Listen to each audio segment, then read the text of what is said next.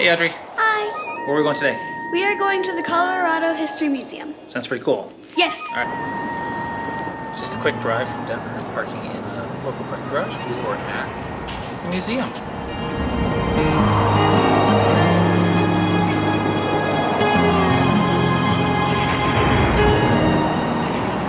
Yeah, Audrey, where are we? We're at the History Museum. Yeah, show me something. What? Show me something. Well, over here they have some teepees. Yeah? They're empty. Yeah, that's a good looking one. Can you go inside them? Yeah. Thank you. They are pretty big inside. Yeah. So another name for a teepee is a lodge, right? And these sticks that hold them up, these are lodge poles. Yep. And that's where you get the lodge pole pine from. And there's a buffalo head on the floor. Yeah. I'm not sure if it's a real buffalo. And that's real. Cool.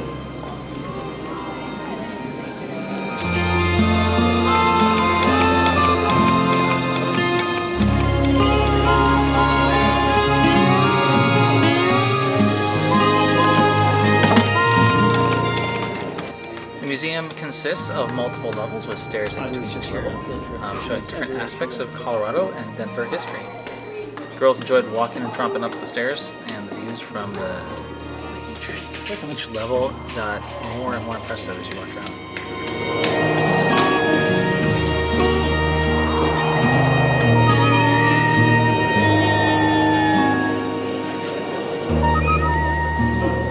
The first exhibit we headed to talks about life in the Southwest with the ancestral Puebloans. Little displays from Mesa Verde and places like Lowry Pueblo and things like that. Cool part was lots of hands-on activities for the kids to interact with the displays and exhibits. It's not just looking at items in the case, but there's a truly interactive and immersive experience in each of these galleries.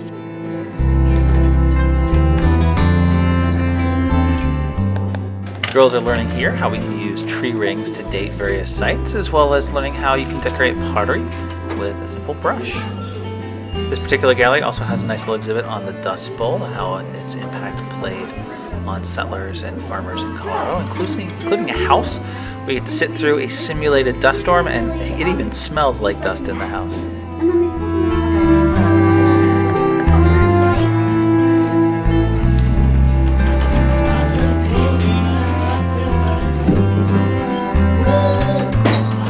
As you putter around, you start getting into more Denver-related and apparently here Bronco-related displays. Here's the famous barrel man. You even get to try on the barrel yourselves and check it out, see if you can be a barrel person too.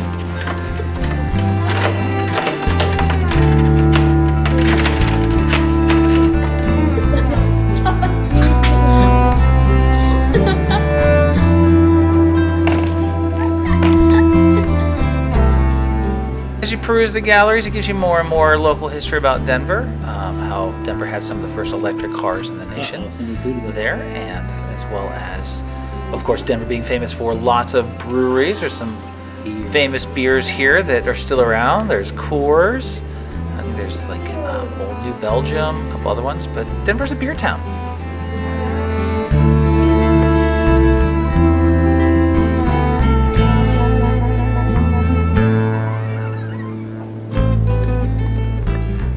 Tourists have been flocking to Denver quite from some time, and well, most of their appearance has changed. The basic equipment's still the same. There's the Big Blue Bear from the conference center. One of the things I really appreciated is as you move through this gallery past the Big Blue Bear, we go into another gallery that talks a lot about how Denver went from a small little settlement, pretty remote out in the Wild West, to becoming a heart of the interstate highway system.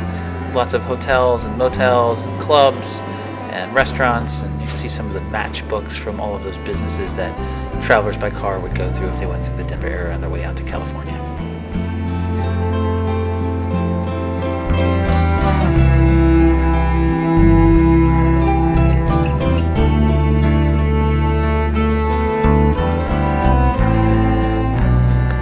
One of the sadder parts of Colorado's history is the Japanese internment camps, and they have a recreated cabin and a whole display talking about that time period, as well as mining's impact on Colorado history. And there's a simulated gold mine or silver mine, you can kind of play around in and explore the different features that talk about how hard rock mining extracted that Colorado gold and silver.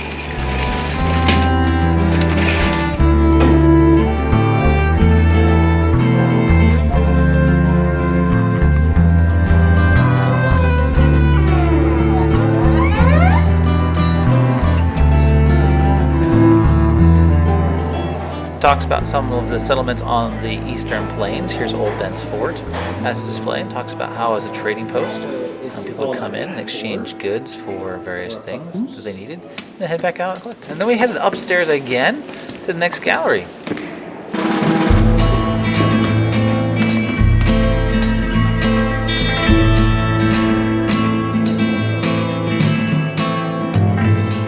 All around the walls is a beautiful photo display of the Dry, one of the first African American settlements. And then this is an interesting exhibit on 100 items that tell the history of Colorado, starting with some Paleo-Indian points, some pottery, all the way through to some more modern items.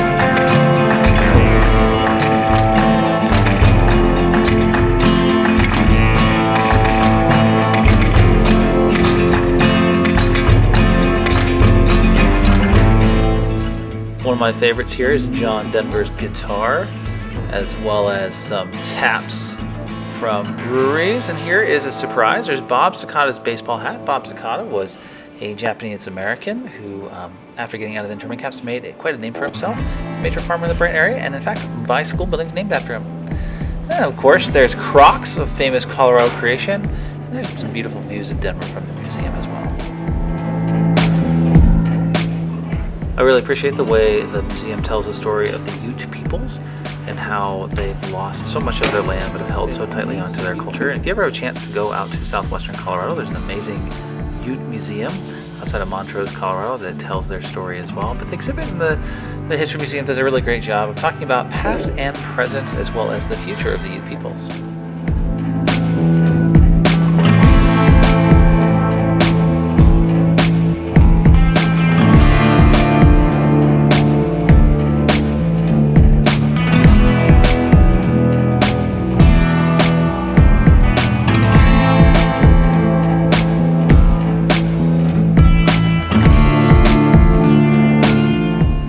The story of Western expansion is not without its downsides. Here's an amazing and touching exhibit about the Sand Creek Massacre. It tells the story of how members of Denver's city went out there and basically massacred a lot of the Native Americans that were settling just peacefully along the Sand Creek basin there. It's kind of moving. And then we moved on. Audrey had another exhibit she wanted to show us in the bottom of the museum.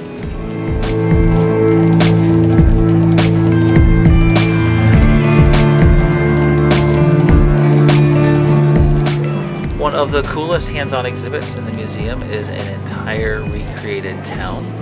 A general store, school, homestead, farm, all talks about life right around the turn of the century in Colorado out on the plains. So there's artifacts, but the cool part is the kids actually get to interact with the different items on the store shelves and in the barn, and in the car, and in the house.